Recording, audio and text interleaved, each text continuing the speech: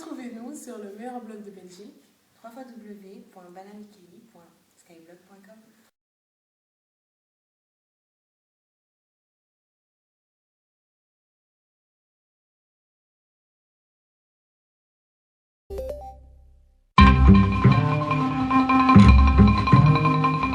Les archives d'Afrique à la Foka. Bonjour à tous et bienvenue dans un magazine consacré à l'histoire contemporaine de l'Afrique à travers ses grands hommes.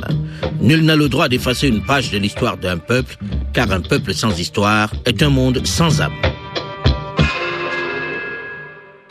Mobutu, qu'il reste dans ce pays, dans son village, pas dans son palais des Bagolites, c'est exclu ça.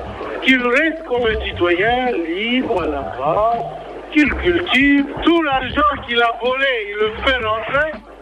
Il a tellement de milliards qu'il faut tellement les rapporter dans le pays et aider à la reconstruction de ce qu'il avait détruit. On veut qu'il vienne là et nous allons lui garantir la sécurité. Lorsque ce 31 octobre 1996, en pleine révolte Banyamulenge, il jure de jeter le maréchal président fondateur Mobutu au pouvoir depuis 31 ans dans les poubelles de l'histoire, le monde entier sourit et se demande qui est ce grand bonhomme un peu rondouillard qui n'a pas vraiment le physique de l'emploi, qui menace ainsi le tombeur de Patrice Lumumba, celui qui mène le Zaïre comme une armée depuis si longtemps. Et il insiste en plus. L'ennemi numéro 1 contre lequel on lutte, c'est le moboutisme, c'est Mobutu. Nous avançons, nous allons vers Kinshasa. C'est l'objectif où se trouve la capitale politique, là-bas. Et nous sommes certains que nous irons là-bas, avec vous. Il faut aller à Kinshasa parce qu'il y a 1000 raisons d'y aller. Tous les malfaits à ce pays étaient décidés à partir de Kinshasa. Des tueries, le pillage systématique du pays, une dictature bestiale dont personne n'a besoin, sauf le moutisme. Tout était décidé à Kinshasa. Mais qui est ce personnage qui ose ainsi défier le vieux maréchal? Qui est ce Laurent Désiré Kabila qui, comme le dit un spécialiste américain des Grands Lacs, a disparu de leurs écrans radars depuis une vingtaine d'années? C'est le moment pour la presse et pour les grands spécialistes de retourner à leurs archives, de s'employer à donner une histoire à ce phénix dont on avait perdu la trace. Exercice pas facile dans cet environnement où le président Mobutu Sese Seko avait occupé tout l'espace. Près de 15 ans après, Archives d'Afrique vous propose de découvrir ce personnage un peu particulier dans l'histoire contemporaine du Congo.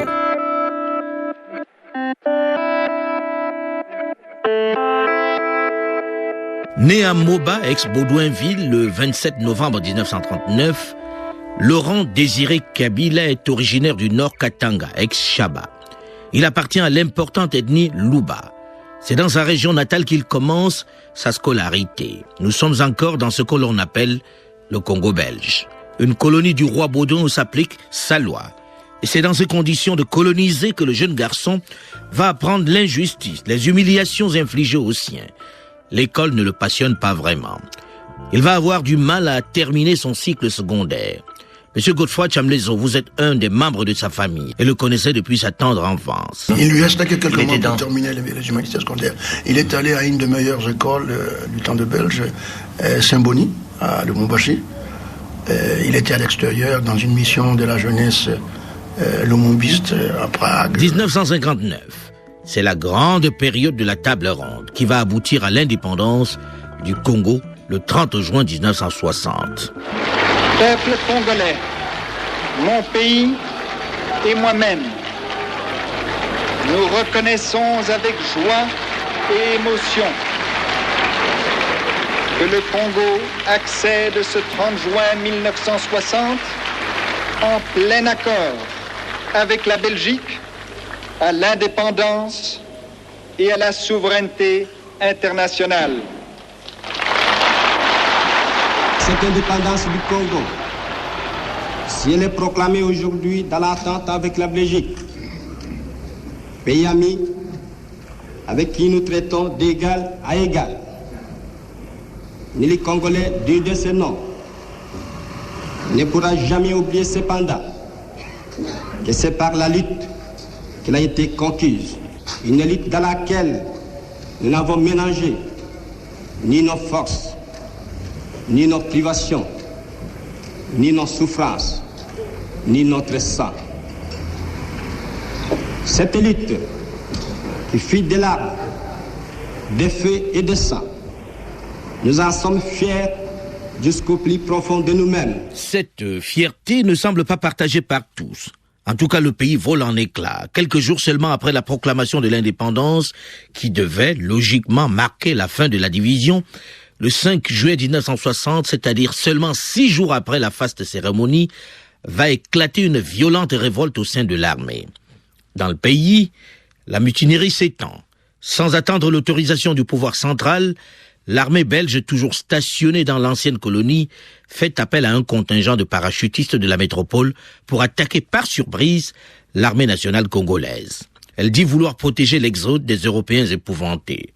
Ce que le président Joseph Kasavubu et Patrice Lumumba, son premier ministre, ne peuvent accepter. La tension est à son comble et la colère contre l'ancienne puissance coloniale également. Cette crise a aussi réveillé dans d'autres provinces des velléités sécessionnistes mises un court moment en veilleuse par les leaders fédéralistes. Ce chaos les arrange, du moins est une occasion en or pour prendre leur liberté. Le Congo, la jeune nation indépendante, est sur le point d'imploser. Profitant du chaos, de la confusion installée par cette crise, Moïse Tshombe annonce la sécession du Katanga et proclame son indépendance avant d'inviter l'armée belge à assurer la protection de son pays. Bruxelles ne se fait pas prier et ne ménage pas son aide au nouvel État sécessionniste. Il accepte l'union économique proposée par le Katanga. Il faut dire que Moïse Tshombe a toujours entretenu avec l'ancienne métropole des relations privilégiées. Dans le nord du Katanga, en ce mois d'août 1960, Jason Swende, chef de la Balubakat, le parti qui regroupe les membres de cette ethnie, celle des Luba du Katanga, engage la lutte contre la gendarmerie katangaise. Cette jeunesse Balubakat compte parmi ses combattants un certain Laurent Désiré Kabila, qui très rapidement se fait remarquer par ses talents d'orateur. Il est nommé colonel des jeunesses de la milice Balubakat. Il appartient également à l'antenne locale du MNC, le mouvement national congolais de Patrice Emery Lumumba. Il va donc combattre la sécession katangaise avant de servir au cabinet d'un ministre provincial. C'est à ce moment que l'aventure lumumbiste, qui a d'abord été révoquée puis arrêtée alors qu'il essayait de rejoindre la rébellion de Stanleyville, tourne court. À Léopoldville, à Bruxelles, à Washington et à New York, on apprend une curieuse nouvelle. Patrice Lumumba se serait à nouveau évadé. On ne sait pas où il se trouve. Une information qui a du mal à passer auprès de la presse. Personne n'est dupe. L'histoire est un peu rocambolesque. Dans la nuit de jeudi, profitant du sommeil des gardiens, les 3 détenus auraient percé le mur à l'aide de 2 pitons de tringles à rideaux. Ils seraient passés à l'extérieur et ils auraient assommé les 2 soldats de faction à l'aide de grosses branches. Une voiture était là, ils s'en seraient emparés et ils l'auraient mise en marche malgré l'absence de clé de contact. Ils auraient parcouru avec 40 km, puis parvenus dans un cul-de-sac, ils l'auraient abandonné et depuis, ils seraient dans la brousse. À New York aussi, au sein des Nations Unies, l'information donnée par les autorités congolaises et relayée par la Belgique suscite de réelles interrogations. Le groupe des Africains veut savoir ce qui est arrivé à Patrice Lumumba. La thèse de l'évasion paraît bien rocambolesque et ne va pas tenir bien longtemps. Le monde apprend avec stupeur le 14 février la mort de Patrice Lumumba. Il avait 35 ans et 4 enfants. Il a été assassiné le 17 janvier 1961. Cette disparition sonne dans le même temps la montée en puissance de Joseph Désiré Mobutu. Dans le nord du Katanga, la détermination ne faiblit pas. M. Godefroy Chamlezo, un des amis et proches de Laurent Désiré Kabila. Il était à l'extérieur dans une mission de la jeunesse lumumbiste à Prague et après. Mais on avait déjà assassiné Lumumba, alors la furie était partout. Le courroux, c'était le désir de, pas de vengeance, de le revendiquer. De vengeance quand même. Si vous voulez, vengeance, c'est un plat qui se mange au froid. Nous étions très chauds, jeunes. Nous voulons que le magnicide ne se répète pas. À partir de 1962, Laurent Désiré Kabila devient le chef de cabinet à l'information au sein du gouvernement du Nord Katanga, puis chef de cabinet aux travaux publics en octobre 1962. À la fin de la même année, il est élu conseiller suppléant à l'Assemblée provinciale. 1 an plus tard, il va rejoindre à Brazzaville les leaders lumumbistes qui y ont créé en exil un comité national de libération dirigé par Christophe Beignet, ancien ministre de l'Intérieur de Patrice Lumumba. Laurent Désiré Kabila est nommé secrétaire général aux affaires sociales, à la jeunesse et au sport. Il est ensuite envoyé avec Gaston Soumialo, le chef militaire en mission dans le Kivu, sous le nom de code de Raoul Benyam. Les deux hommes installent leur quartier général à l'hôtel Pagidas de Bujumbura, la capitale du Burundi. Leur mission, préparer le soulèvement des populations de la plaine du Ruzizi et du Nord Katanga contre le gouvernement de Léopoldville aux mains des impérialistes. Ils vont inonder la région des tracts. Il va ainsi participer à la première insurrection d'Albertville avec l'armée populaire de libération. Laurent Désiré Kabila prend du galon au sein de la rébellion où il joue un rôle essentiellement politique. Il faut dire qu'elle bénéficie à partir d'avril 1964 du soutien du Che, alias commandant Ramon alias Tatou. Il a été envoyé par le camarade cubain Fidel Castro pour aider le mouvement marxiste Simba pro-Patrice Lumumba. Guevara, son second Victor Drake et 12 Cubains arrivent ainsi au Congo pour soutenir le mouvement révolutionnaire. Ils sont rejoints quelque temps après par un contingent d'environ 100 Afro-Cubains. Il va collaborer avec Laurent Désiré Kabila, avec qui il organise le maquis d'Eva Bora. M. Chamlezo, vous étiez dans ce maquis où le Che souhaitait former des combattants Simba à l'idéologie communiste et aux stratégies de combat de guérilla. Étiez-vous déjà d'idéologie communiste lorsqu'il arrive? C'est un mot trop gros, le communisme. T'es pas marxiste? C'est un choix. C'est une espèce de... Il ne faut pas coller des étiquettes. Nous étions des nationalistes révolutionnaires, avec un triangle d'idées. L'indépendance nationale, l'intégrité territoriale, ok, et puis la décolonisation. Mais que vient faire le Che dans cette révolution? Pourquoi s'engage-t-il dans ce maquis si vous ne partagiez pas avec Laurent Désiré Kabila son idéologie? Il y a une espèce de solidarité internationale dès la naissance de la révolution cubaine 59, janvier, l'entrée de Fidel à La Havane. Mais le cas de Che Guevara, Ernesto Che Guevara, la CERN que j'ai accompagné, que j'ai introduit au Congo, aux côtés duquel je me suis battu, qui m'a amené à Cuba, voilà, 45 ans, c'était plutôt tendre une pêche, donner un coup de main pour la décolonisation. C'était plutôt l'embryon de ce que Cuba appelle l'internationalisme de Cuba, comme une espèce de paiement de la dette morale pour l'esclavage. J'ai été très, très écœuré par l'intervention belgo-nord-américaine anglo-américaine à Stanleyville, qui a détruit le gouvernement de Gizenga, où Mzee Laurent Désiré était secrétaire à la coopération internationale. Donc il était écœuré. Les images qui sont sorties, en fait, dans son discours aux Nations Unies, bien avant de venir ici, c'est là qu'il décide. Parce qu'il était comme ça. C'est pas un Garibaldi, mais c'est un homme qui a épousé la cause des indépendances des pays, des nations. Et il est allé au-delà des limites. Ça va pas être un franc succès. Ça n'a rien à voir avec le communisme. À l'époque, nous n'avions pas de notion. Plus tard, moi, je suis devenu communiste à Cuba. Plus tard, avec conviction, avec tout ce que j'ai vécu. En ayant appris l'idéologie sur place, ce qui n'était pas le cas du Mzee, qui ne l'avait pas appris ici. Mzee était simplement un révolutionnaire. Nationaliste panafricain. Un nationaliste panafricain qui doit combattre aux côtés d'un autre militant communiste révolutionnaire venu de Cuba pour dédier ses efforts à la cause, à la lutte contre l'impérialisme. La rébellion de Simba, les Lions, progresse vers l'ouest. Kalemie, Uvira et Kundu tombent. Conquise le 5 août 1964, Stanleyville devient la capitale de l'éphémère République populaire du Congo. Voilà donc pour Chypre. Maintenant, voyons notre point chaud du monde, le Congo ex-belge, Pierre Charpentier. Monsieur Harriman et Monsieur Spaak, le ministre des Affaires étrangères de Belgique, se sont entretenus il y a quelques jours de la situation au Congo ex-belge. Ils ont décidé de maintenir leur aide économique et technique au gouvernement de Léopoldville. Ils ont même envisagé de faire un effort supplémentaire, mais tout en restant sur le plan de l'assistance économique. Mais on a aussi beaucoup parlé d'aide militaire. Et sur ce point, bien entendu, M. Moïse Tshombe d'une part et M. Laurent Kabila du Comité de libération nationale de l'autre ne sont pas d'accord. Voici d'abord ce qu'en dit M. Moïse Tshombe. Il n'est pas question de faire venir les troupes étrangères. Par contre, vous demandez, je crois, une aide, vous souhaitez une aide technique. Évidemment, ça c'est nécessaire, n'est-ce pas, pour un pays vaste comme le Congo. Nous avons besoin d'une aide technique, aide matérielle aussi. Certains prétendent que dans votre entourage, il y a des personnes qui préconisent la création d'une légion étrangère. C'est moi le chef de l'État. Il n'a jamais été question pour moi de préconiser une légion étrangère. Ce n'est pas nécessaire. Mais ce n'est pas l'avis de M. Laurent Kabila, le vice-président du Comité de libération nationale. M. Kabila affirme, lui, qu'il a constaté des bombardements par avions étrangers.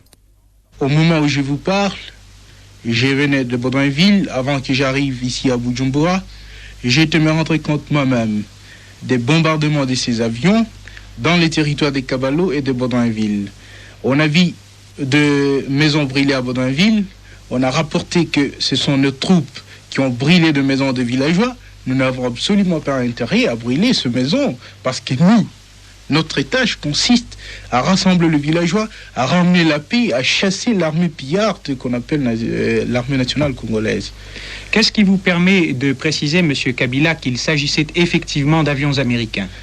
Parce que nous avons vu les inscriptions et de soldats de l'armée nationale congolaise que nous avons capturés nous ont affirmé qu'ils sont aidés par les avions américains. M. Tshombe, à qui on a reproché d'être très isolé et de ne pas être soutenu par le peuple congolais, s'en défend. Je ne suis pas seul. N'est-ce pas? Je ne suis pas seul. Vous avez eu l'occasion de voyager avec moi, de vous promener avec moi. Vous avez vu que toutes ces masses congolaises sont avec moi, donc je ne suis pas seul. Je suis appuyé par la masse congolaise. Mais c'est aussi ce qu'affirment les membres du Comité de libération nationale qui envisagent déjà l'avenir avec confiance et M. Kabila précise ce que sera leur programme lorsqu'ils auront pris le pouvoir. Le programme du Comité de libération nationale est trop large. Je sais vous dire un point sur ce programme plutôt, en ce qui concerne l'extérieur, c'est toujours, et vous le savez bien aussi, le feu Patrice Lumumba l'avait répété et nous restons toujours dans sa ligne. Notre programme extérieur reste le non-alignement. Évidemment, en ce qui concerne le programme intérieur, je ne saurais pas vous dire tout de suite, mais je sais que d'ici quelques semaines, vous aurez la réponse que vous voulez. Dans quelques semaines. Donc, M. Kabila a confiance et semble assuré de sa victoire. Mais M. Moïse Tshombe, de son côté, ne semble pas décidé à céder. Il durcit sa position. J'ai tendu la main à tout le monde. Il a fallu que tout le monde comprenne pour revenir au pays, pour que nous reconstruisions le Congo ensemble. Mais jusqu'à présent, ma main reste tendue. Seulement, je ne peux plus continuer. Ceux qui ne veulent pas comprendre, eh bien, je les ferai rentrer. Moïse Tshombe va effectivement avoir recours aux forces étrangères pour mettre fin à cette République populaire du Congo. L'assaut des parabelges, acheminés par les avions de l'US Air Force, vont avoir raison de leur détermination. La défaite est accompagnée d'une sévère division interne dans le camp de la rébellion. Le Tché parle de l'incompétence des combattants, de leur intransigeance, des rivalités internes des rebelles congolais. Il en fera une sévère description dans son journal du Congo. Pour lui, ce sont les raisons principales de l'échec de cette révolte. Au lieu d'assurer le soutien des populations locales, les combattants congolais pillent parfois les villages et tuent les civils. Le commandement unique n'existe pas et les chefs locaux rivalisent entre eux pour obtenir argent et matériel qu'ils emploient pour leur profit personnel. Certains responsables sont même assassinés par des rivaux, ce qui n'est pas de nature à susciter des victoires. Bref, le jugement est particulièrement sévère vis-à-vis de cette rébellion d'Eva Bora que le Tché avait voulu accompagner. Dans ce journal du Congo du Che Guevara, Laurent Désiré Kabila ne sera pas épargné. Mais je propose que nous en parlions avec vous, M. Thiamlezo, dans une dizaine de minutes, dans la seconde partie de cette série que nous consacrons à Laurent Désiré Kabila, justement. Juste le temps d'une édition du journal sur RFI. Dans cette seconde partie, nous évoquerons également la suite de son parcours. Rendez-vous donc juste après une nouvelle édition du journal pour la suite d'Archives d'Afrique. Je rappelle également que dans la seconde partie, vous pourrez participer au jeu Les Pères Fondateurs, qui vous permet chaque semaine de gagner le coffret Archives d'Afrique qui regroupe une dizaine d'acteurs des indépendances qui connaissent, c'est vrai, un véritable succès. Mais tout de suite, le journal.